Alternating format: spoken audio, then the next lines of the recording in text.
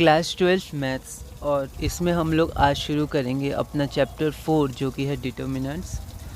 Determinants में हम लोग सीबीएसई के प्रीवियस ईयर क्वेश्चंस देखेंगे, मेनली 2026, 25 और 24 के। कुछ क्वेश्चंस होंगे तो हम लोग देख सकते हैं 2023 या 22 के, वरना मेनली तो हम लोग सिर्फ 26, 25 और 24 के देखेंगे और साथ में जो हमारी रैशनलाइज्ड एनसीईआरटी है उसके क्वेश्चंस हम लोग देखेंगे।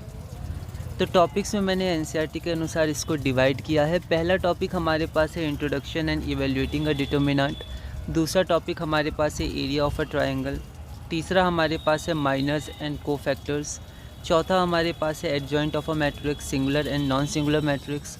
पांचवा हमारे पास है इन्वर्स ऑफ अ मैट्रिक्स। और छठा टॉपिक हमारे पास है application of determinants and matrices, जिसमें हम लोग मैट्रिसेस के भी कुछ वर्ड प्रॉब्लम्स देखने की कोशिश करेंगे चैप्टर 3 के।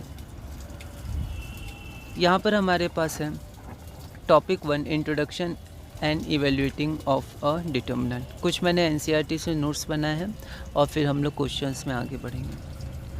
तो डिटर्मिनेंट्स हमेशा स्क्वायर मैट्रिक्स का ही होता है। जैसे हमारे पास एक स्क्वायर मैट्रिक्स है, स्क्वायर मैट्रिक्स जिसमें रो और कॉलम बराबर हो, तो इसको हम लोग एक रियल या फिर कॉम्प्लेक्स नंबर से कनेक्ट कर सकते हैं। यहाँ पर हम लोग रियल नंबर के बारे में ही देखेंगे। तो उस कॉम्प्लेक्स या रियल नंबर को उस स्क्वायर मैट्रिक्स का डिटर्मिनेंट हम लोग कहते हैं, ठीक है। तो जो स्क्वायर मैट्रिक्स हमारे पास है उसको जब एक नंबर से हम लोग रिलेट करते हैं तब उस नंबर को हम लोग उसका डिटर्मिनेंट कहते हैं।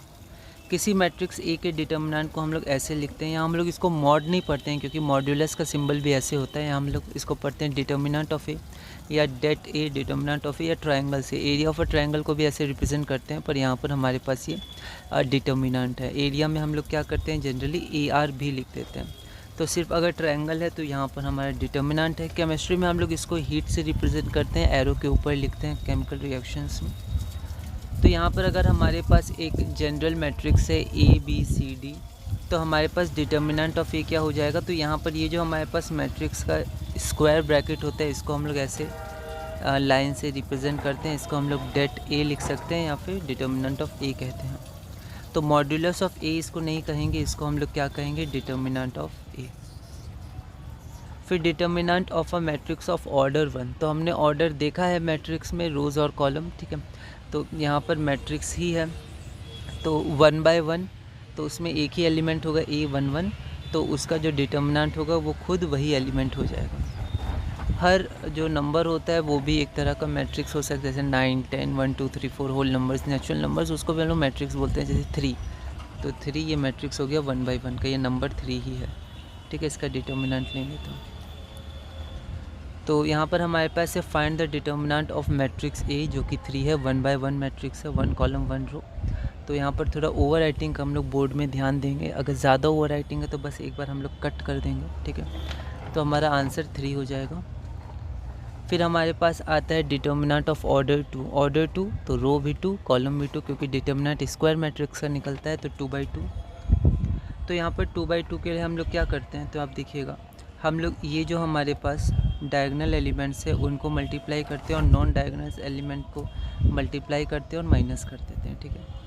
तो पहले A11 A22 minus A12 A21, ठीक है। तो इन दोनों को माइनस इन दोनों को। तो चलिए हम लोग दूसरा क्वेश्चन शुरू करते हैं। एनसीईआरटी एग्जाम्पल का क्वेश्चन है और इसको हमें सॉल्व करना है। तो यहाँ पर सबसे पहले x इंटू एक्स मतलब x square minus x minus 1 into x plus 1। तो इसको हम लोग करते हैं। आप चाहें तो एक बार पॉज करके खुद भी कोशिश कर सकते हैं। तो इसको बस हमने सॉल्व किया, ए स्क्वायर माइनस बी स्क्वायर, तो आंसर हमारा 1 आ गया। अगला क्वेश्चन हमारे पास फिर से एनसीईआरटी एग्जाम्पल का है, क्वेश्चन नंबर 3। इसको हमें इवेलुएट करना है। तो यहाँ पर 2 इंटू 2 4, ठीक है, और माइनस 1 इंटू 4 माइनस 4, और पहले एक माइनस फार्मूला का भी आता है, तो माइनस माइनस प्लस इंटू है बीच में। तो यहाँ पर बीच में हमारे पास इंटू है, ठीक है, 2, और यहाँ पर जो ब्रैकेट लिखा है, यहाँ माइनस फार्मूला का ये माइनस एलिमेंट है -1, तो 8 हमारे पास आंसर आ जाएगा। अगला हम लोग देखते हैं इवेल्युएट एनसीईआरटी एक्सरसाइज का क्वेश्चन है, रैशनलाइज्ड एनसीईआरटी 4.1। इसको हमें सॉल्व करना है। तो यहाँ पर इसको हमने वैसे ही सॉल्व किया, ओवर राइटिंग का थोड़ा ध्यान रखेंगे, आंसर 16 आ जाएगा, ठीक है। अगला हमारे पास ये क्वेश्चन है 4.1 का ही है, तो हम लोग एक एक करके सॉल्व करते हैं। थोड़ा ध्यान से देखेंगे इस क्वेश्चन को।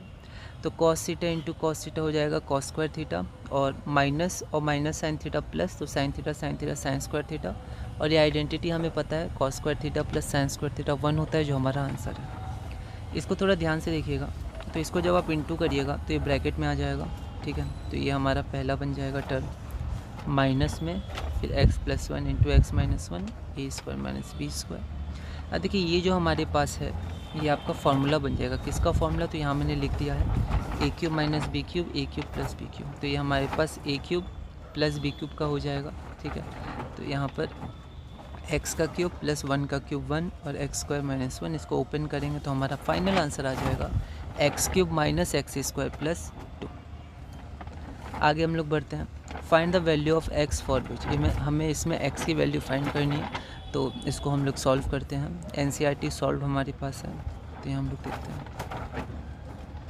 तो यहाँ पर हम लोग इसको ऐसे डायरेक्ट कंपेयर नहीं करेंगे, ठीक है। जैसे ऐसा नहीं कि 3 3 है और 1 1 है, तो यहाँ पर x2 हो जाएगा और x4 भी हो जाएगा, ऐसे नहीं, दो वैल्यूज़ नहीं। तो हम लोग क्या करेंगे, पहले इसको अच्छे से क्वाड्रेटिक में इसको कन्वर्ट करेंगे और फिर इसको हम लोग दो वैल्यूज़ में या दो वैल्यूज़ फाइंड करेंगे।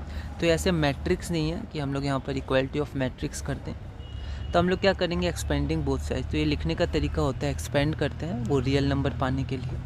तो LHO इसको एक्सपेंड करेंगे, 3 1 ज़ा 3 और x into x x square और माइनस के साथ 3 माइनस एक्स स्क्वायर। उसी तरह इसको एक्सपेंड करेंगे, फिर इसको बस सॉल्व करेंगे तो x की वैल्यू प्लस माइनस के साथ 2√2 आ जाएगी, जो हमारा आंसर है।